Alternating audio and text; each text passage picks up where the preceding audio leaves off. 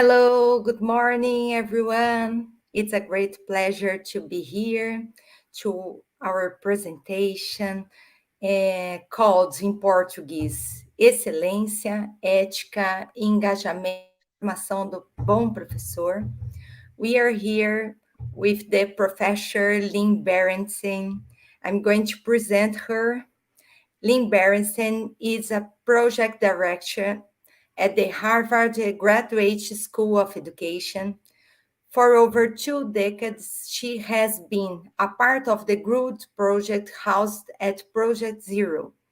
The GoodWork project is a large-scale effort to identify individuals and institutions that exemplify good work that is excellent in quality, socially responsible, and meaningful to its practitioners, and to determine how best to increase the incidence of good work in our society.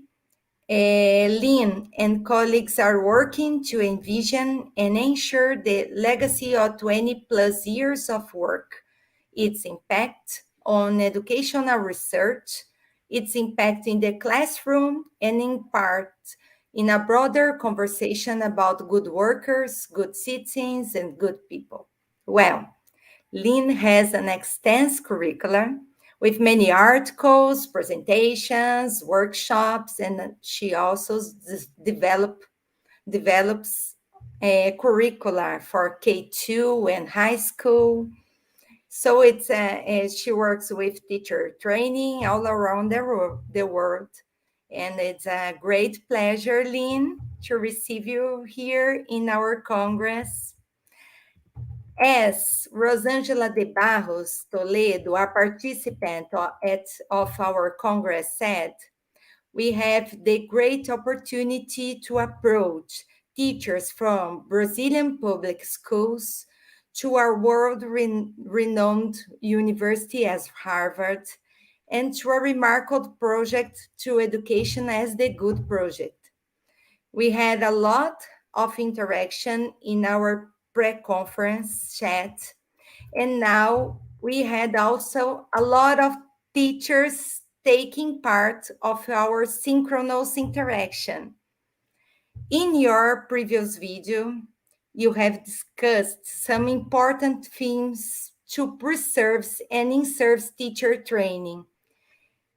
Here in Brazil, it's a pressing issue, not only prepare people to act in labor market, but also to make real and necessary changes in the complex work scenarios of the 21st century. So, Lynn, we are very thankful for your presentation. And I'm going to ask you the first question, okay? This question was made by Sérgio Mário Sena Faria.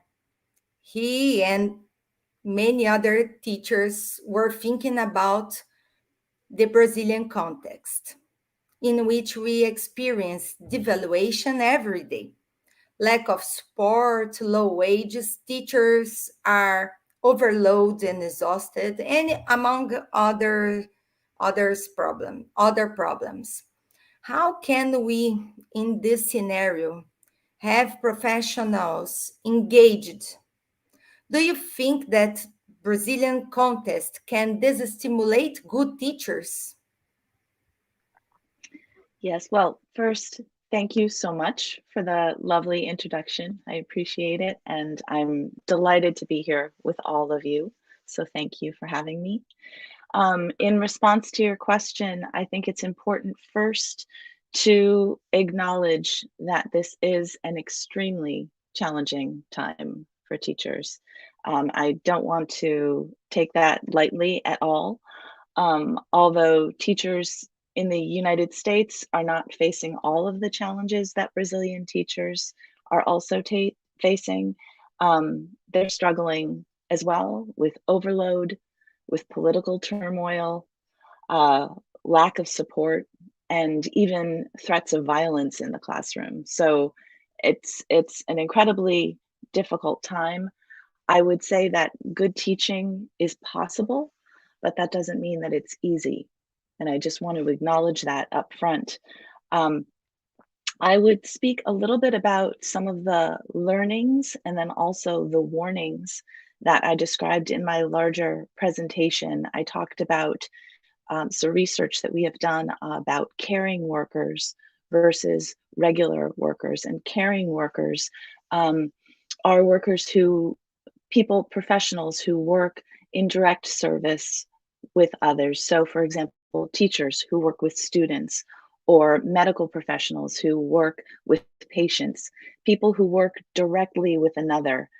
And in our research, we studied those individuals, caring workers, versus business people who might not see a person receiving the impact of the work that they do.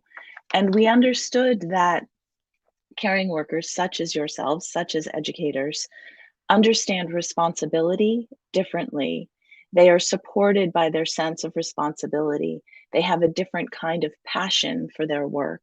That can be a really positive thing because it can buoy you up, it can hold you up, it can support you in times of crisis. But it can also be the warning that I would send along with that is the idea that it's very easy to give too much of yourself. It's more difficult to try to understand the lines between professional and personal, and to kind of set those boundaries, which I think is important. So I think it's important to acknowledge the differences and to see the kind of passion that you have for people and have that sustain you, but also heed the warnings. I would also just say in this incredibly challenging time that these institutions like school and education, they have existed and endured for centuries. There have been other times that are as challenging as these, and these institutions have endured. And I think understanding that we all are the trustees of education, it's important to remember that we communicate this message to our peers, to parents, and to ourselves to help support the work that we do. Great, Lynn. Great, Lynn. We just thinking about the caring professionals as teachers do. It's very important to see the meanings of our profession. So that's a great tip. Let's go to question 2. Okay, we have received many questions, more than 50 questions in our pre-conference chat. So we have received 3 questions concerning the students by Maria Bethânia Tenório Nunes, Raíssa Campos, and Solange Ferreira de Avelar. I have made a great, a big question to to have all these participants issues. They would like you to expand the idea of student engagement, particularly about teenagers that are more resistant to proposals presented by adults in schools. They would also like you to tell us about strategies to break these resistances. Great questions. um, so, like teachers, I would acknowledge that students are struggling too right now. They have a number of challenges. I know, again, in the United States, mental health concerns are a big part of teenagers' lives. There is a mental health crisis. And I just, in doing at least a little bit of research in the Brazilian context, I understand that mental health issues are a concern in Brazil as well. So I think acknowledging that upfront as a problem and part of the larger context for teenagers, I think, is important to take that into account. And then I would say that Our lens on the Good Project is through work. We view everything through the lens of work. And what is work in secondary school? What is the work that teenagers do? And I think it can be schoolwork, it can be academic work, but it can also be work outside of the classroom. And I think trying to find something that is important to students, to find the thing that students really enjoy or what motivates them or what finds meaning, where they can find meaning, is a great place to start and then to approach those important questions through that. So for some students, they're not going to find meaning in academic work. They might not care about science. They might not care about uh, math or English or literature or whatever the subject is that they have to study. We wish that they would. They might not. So what is a topic that they're passionate about? So for some students, maybe they're excited about music. Maybe they're excited about sports. So try to find so if a student is, for example, excited about music, ask her or him to talk about their values and their beliefs with respect to that thing that they are passionate about. So find a way in through a passion. If a student doesn't have something that they're passionate about, perhaps asking them to do some kind of research project to find something that is really meaningful to them. So, is there something that does engage you? And then try to figure out why. What is it about that? So, maybe it's video games. Maybe they really care about video games. So, try to unpack, is it the relationships that you build online? Is it the creativity behind the video games? Is it escaping? Perhaps it's food. Maybe they love the creativity that's involved with cooking or things like that. So, find the thing that they're passionate about and then try to encourage that and move it within the other things that they need to actually be responsible for. So acknowledging the difference. And the other thing that I would point to would be thinking about role models, which I also talked about in my presentation. So you can learn a lot about someone by asking them who they admire and why. So unpacking those qualities of someone that they believe does good work. So if someone were to ask me about my role models, for example, I think of several qualities. I think of perseverance, I think of humility, I think about vision. Those things are important to me in who I see as a role model.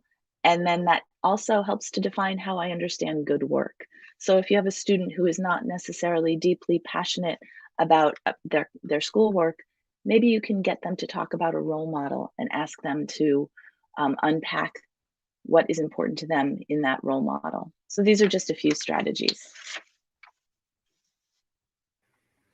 Lynn, in our Congress, almost all presentations talked about purpose, and that's what you are talking about when we really look at the students and see their interests, their needs. So we have an education there that's worried about everyone who is at the school.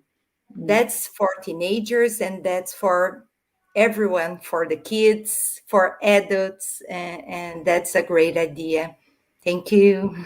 Of course. Let's go to the third question here. And now we are going to reflect about the post-pandemic context. We are returning to face-to-face interaction. So a participant, Marcos Mello, reported in the pre-conference chat that he feels we are regressing to a routine in which it will be more difficult to continue investing energy and time to teacher education, which is crucial for the E of excellence you described in your video. What tips can you give in order to rebalance work and teacher training from now on? Another really great question. So I don't want to be overly negative, but I do have to say that I don't necessarily believe we'll be in a post-pandemic time for a while, if ever. So I think it's going to have to, all going to have to adjust to living during the pandemic.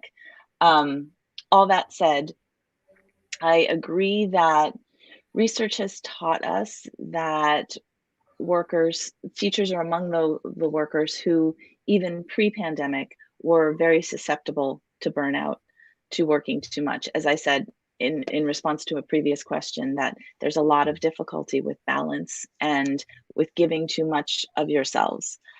So I would say that teacher training, it's incredibly important that the kind of teacher training that teachers receive is supportive of teachers.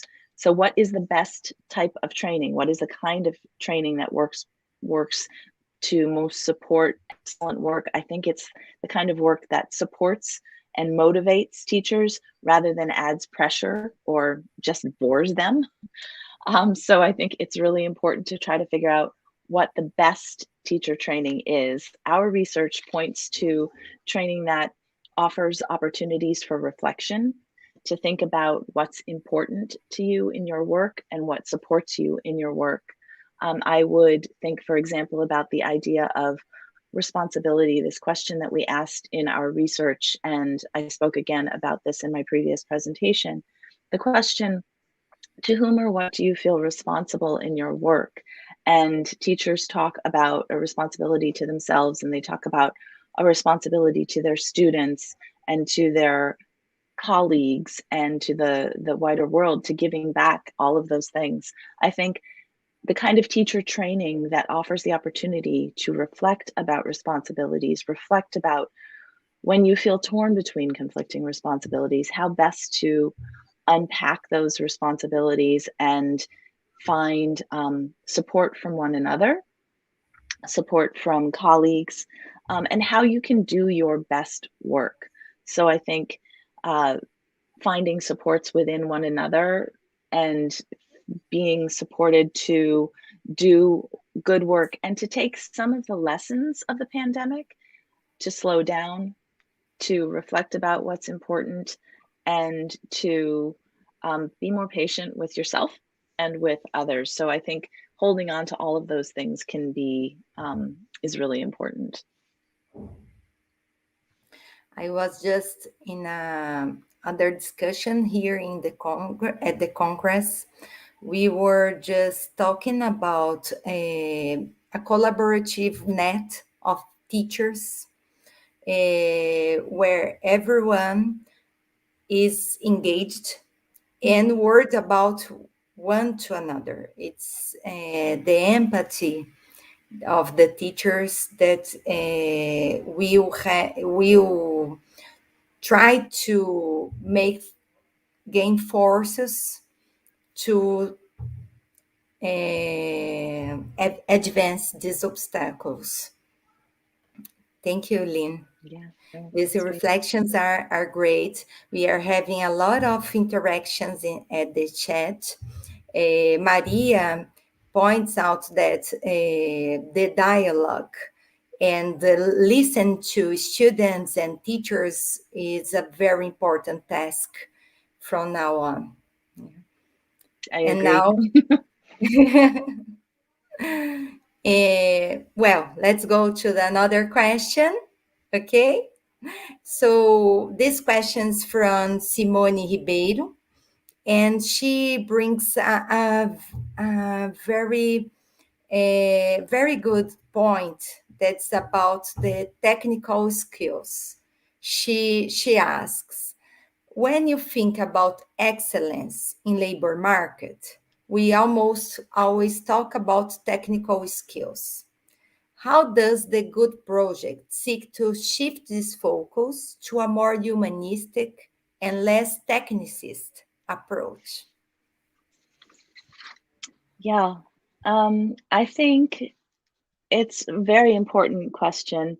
Recently, to really thinking about this definition of excellence, recently we've had some educators in the United States push back a bit about this third E. They were very willing to support the idea of engagement and finding meaning, and the very important issue of ethics, being responsible for your work. But they really pushed back on the idea of excellence. And I think this gets to the question about how we define excellence. It's not the reason this teacher was pushing back was because in it to them and to their school, they understood excellence to be about high achieving, college admissions, doing really well and putting pressure on your students to be the best that they could be. And that's sort of like the technical, doing well on paper. And in fact, that's not at all what we intended in our definition of excellence. So it forced a good conversation, which is much more about how you can do your best work, the qualities that support doing your best work on any given day. And that again goes back to this issue of mental health, and finding what makes you well, what makes you healthy, and how you can be an excellent worker. So we are focusing on the good project, on the skills and on the abilities that support a healthy relationship to one's work. And I think teaching those skills to students at a young age is incredibly important, and something that we don't typically do. I would add that the pandemic has encouraged a lot of individuals to reflect about the work that they are doing. And so some are putting down their car keys and no longer driving in to work, getting rid of those hours of a long commute that add stress and that add time and inefficiency and all of those things. So reevaluating how we define excellence, I think, is really important. And it's much more about those softer skills of the abilities that support those healthy relationships to our work, I think. Thank you, Lynn. I think that's a very important question because here in Brazil, when we listen work, there's a lot of concepts because people thinks work is just to adapt to a work and not to reflect an action in the work to move on and to make some changes, real and necessary changes in the labor market. And work it is necessary for us in our society. So it's a great issue we have to bring to our classrooms. Yeah, I agree. Well, we have some minutes, so I'm going to make the another question, okay? Palma Carla, it's another participant. She has commented that it's important and necessary to think about alignment and misalignment in Brazilian education. This topic was very productive for the audience. Many teachers were talking about this idea of alignment and disalignment of the professions. And so in this sense, another participant called Marlos Tadeu asks, how can we work to improve the alignment of our missions, reflection, and practices in daily teaching? Great question. And as you all know, alignment and misalignment are some of the key issues in the Good Project, and in our research. And so I think it's crucial to talk about what are the important, what's important to the various different constituencies within the world of education. So teachers, students, parents, administrators, politicians, all those different constituencies all have an interest in education. Do they all want the same thing for students? And I would hazard a guess that the answer is no. Or they may say that they have the best interests of the students at heart, but do they get there in the same way? So I would say that, at least in the United States, education is very much misaligned. And my guess is that this is similar in Brazil, although of course you all would know better than me. So what do each of these groups value, and what are their goals for education? So on our website, we have something called the value sort. It's an activity that encourages people to sort their values in terms of what's most important to them in their work. And when we work with schools, we encourage schools as a whole to do the value sort. And it's a really great beginning for a conversation. So ask all of the students to sort 30 values in terms of what's most important to them. Is it creativity? Is it honesty? Is it relationships? Is it humility? So all of those different values. Then ask the teachers to do the same value sort, ask the administrators and parents. And then you will find that there are going to be differences. Those differences are a great way to start important conversations around how we may or may not see our goals as aligned. And I just would add that misalignment, when things are not in alignment, when people do not want the same things, it doesn't necessarily mean that it's not all bad. It means that good work is more difficult to achieve, but it can be a great moment of creativity to think outside the box, to think of new solutions. And I would also just say these activities, and we have many of them on our website, to unpack our values and our reflections, they're great ways to find support for what we believe. And I would just add that, as I've said throughout, this is a really difficult time for education, but the work that you all do is so incredibly important. You are the trustees, and we're so lucky to have all of you working on behalf of students around the world. Lynn, great response. And I'm going to ask something that it's about where teachers can find these materials or ideas to work on, something that is made by I know there is a GoodWork Toolkit. Could you please talk about this? Sure. And I know that there is a Brazilian version as well. But I think the English version has a little more because not everything has been translated as yet. So our website is thegoodproject.org. And on that website, everything is free. On that website, we have a resource center. And on the resource center, there are many activities. There are full lesson plans. So there are 16 45-minute lesson plans that really offer high schools the opportunity to teach the good project concepts from the beginning straight through, highlighting each of the many concepts, major concepts of the project. There are many research papers that are downloadable. And activities such as the value sort, or the activity of finding a role model and thinking about why he or she is an exemplar of good work and what that means to you. All of these are available on our website. There are many activities, dilemmas that students can grapple with. Here in Brazil, Professor Ulysses and Professor Valéria Arantes are bringing this idea of the good work, and they also had a site.